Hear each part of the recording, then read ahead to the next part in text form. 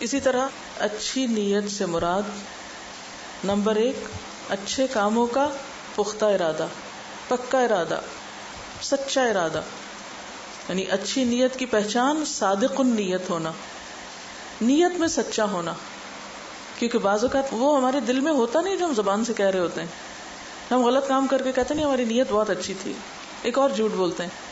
کیونکہ اگر نیت اچھی ہوتی تو کام کیسے اچھا نہ ہوتا. یعنی یہ کیسے ہو سکتا ہے کہ بیج اچھا اور درخت اچھا نہ نکلے؟ یہ ہو سکتا؟ محال ہے. تو اچھی نیت سے مراد نمبر 1 سچی نیت ہے، نمبر 2 اللہ کے لیے کام کرنے کی نیت ہے. کسی بھی تعریف سے، شہرت سے بے نیاز ہو کر لوگوں کی خوشنودی کے لیے نہیں، کوئی بھی اچھا کام اللہ کی رضا کے لیے کرنا، اس کا صلہ اور جزا اللہ سے چاہنا. جیسا کہ قرآن پاک میں تقاضا کیا گیا آپ سے، وَمَا أُمِرُوا إِلَّا لِيَعْبُدُوا اللَّهَ مُخْلِصِينَ لَهُ الدِّينَ. اور انہیں حکم نہیں دیا گیا تھا مگر اس بات کا کہ وہ اللہ کی عبادت کریں. کس طرح؟ اپنے دین کو اسی کے لیے خالص کرتے ہوئے. تو گویا تمام عبادات جس میں نماز، روزہ، حج، زکوٰۃ، عمرہ، قربانی، صدقہ، خیرات سب کچھ آتا ہے، ان سب کے پیچھے کچھ بھی جب ہم کرنے لگے، نماز کے 2 نفل کے لیے بھی کھڑے ہوں تو اس میں ریاکاری، دکھاوا نہ ہو، اللہ ہی کی خوشنودی مد نظر ہو، چاہے فرض کی ادائیگی ہو چاہے نفل کی ادائیگی ہو.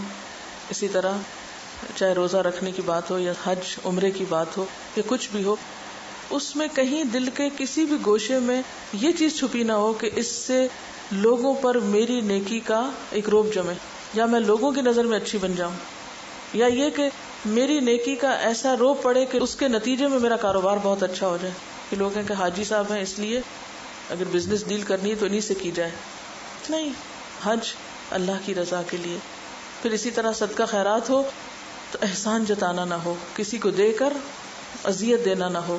لا تبطلوا صدقاتکم بالمن والأذى كالذي ينفق ماله رئاء الناس ولا يؤمن بالله واليوم الآخر.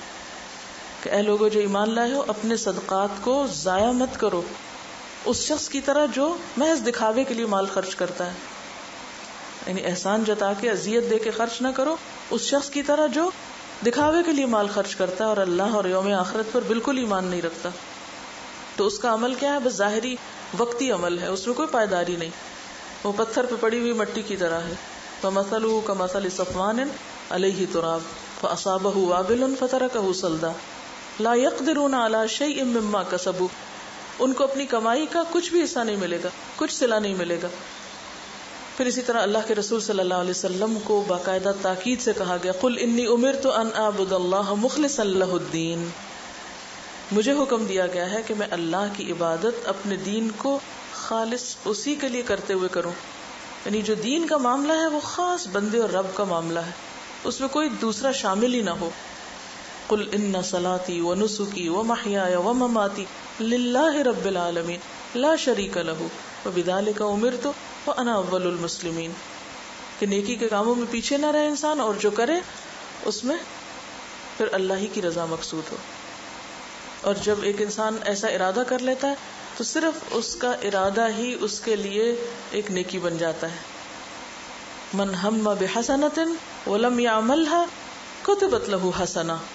جس نے کسی نیک کام کا ارادہ کیا لیکن کر نہیں سکا، اس کے لیے بھی نیکی لکھ لی گئی. تو یہ انعام کس کے لیے؟ جو صرف سوچ پر ہے، جس کا ارادہ سچا ہو. اسی طرح اگر بری نیت ہوگی تو اس پر سزا بھی ہے. یہ نہیں کہ صرف اچھی نیت کی جزا ہے، بری نیت کی سزا بھی ہے. مثلا مسلم کی ایک حدیث میں آتا ہے کہ جب 2 مسلمان ایک دوسرے کو قتل کرنے کے لیے لڑے تو قاتل اور مقتول دونوں جہنمی ہوں گے. آپ سے پوچھا گیا کہ قاتل تو قتل کرنے کی وجہ سے جہنم میں جائے گا، مقتول کس لیے جائے گا؟ اس کا کیا قصور؟ وہ تو قتل ہو گیا. آپ نے فرمایا وہ بھی تو دوسرے کے قتل کے در پہ تھا، وہ بھی تو اسی ارادے سے باہر آیا تھا. ایک کا ارادہ پورا ہو گیا، دوسرے کا پورا نہیں ہوا. اس نے قتل نہیں بھی کیا تو بھی اس کی سزا وہی ہے جو قاتل کی ہے، کیونکہ اس کی نیت بھی وہی تھی جو قاتل کی نیت تھی. اب 2 بیک وقت ایک دوسرے کو قتل نہیں کر سکتے تھے، ایک کر گیا دوسرا نہ کر سکا، تو ایک کو سزا تو قتل کی اور دوسرے کو سزا کس چیز کی؟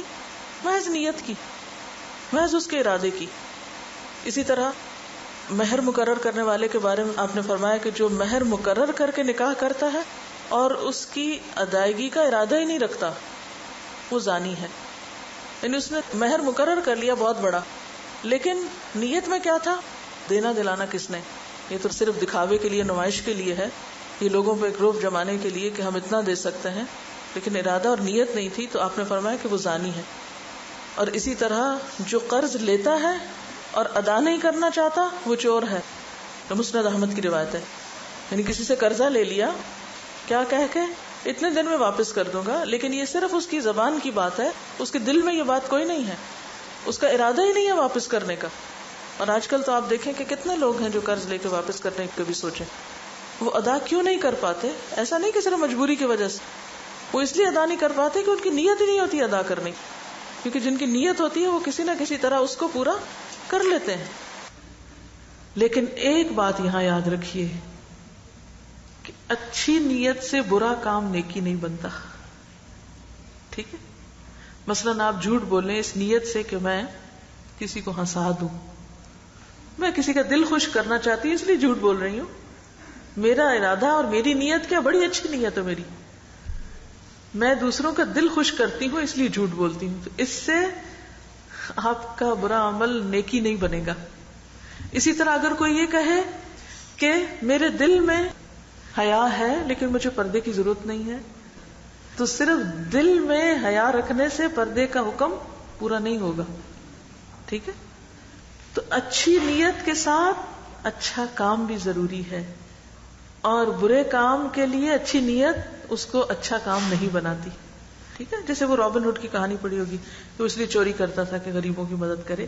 ہمارے دین میں اس کی کوئی گنجائش نہیں ہے کہ ہم چوری کر کے کسی کی مدد کریں، یا غلط کام کر کے پیسے کما کے فنڈ ریزنگ کر کے مسجد تعمیر کریں یا کوئی اسلامک سینٹر بنائیں. اس کی کوئی گنجائش نہیں ہے. تو خلاصہ کیا ہوا کہ اسلام میں ظاہریت سے بڑھ کر انسان کے اندر کی اہمیت ہے. اللہ تعالیٰ انسان کی شکل و صورت یہ صرف اس کے ظاہر کو نہیں دیکھتا، وہ اس کے دل کو دیکھتا ہے، اس کے ارادوں کو دیکھتا ہے، اس کی تڑپ کو دیکھتا ہے، اس کے جذبوں کو دیکھتا ہے.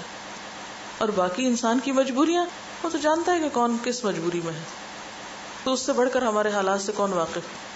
اس لیے قیامت کے دن جب انسانوں کو جزا سزا ملے گی تو وہ ان کی نیتوں کے مطابق ہوگی. اس وقت میں نے 2 حدیثیں آپ کے سامنے پڑھی تھی. ایک یہ ہے کہ قیامت کے دن انسان نیتوں پر اٹھائے جائیں گے، اور دوسری یہ تھی کہ انما الاعمال بالنیات.